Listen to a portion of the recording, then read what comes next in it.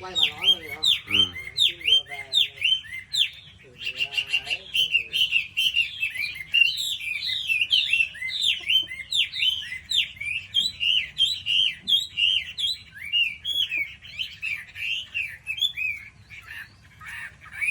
Đó, tí nữa là em mới về điện đóm có căng.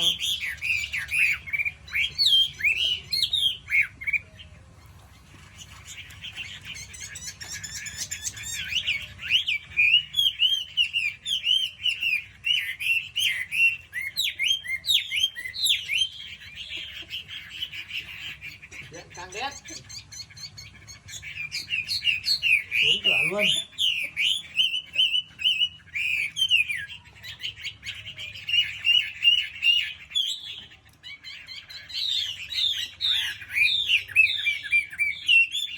Đây các bác nhá, mộc dở vừa lấy trên bản về, thái độ về cái đó thái độ luôn rồi. Trên bản thì người ta cho ăn cắm gà thôi nên là còn gầy lắm.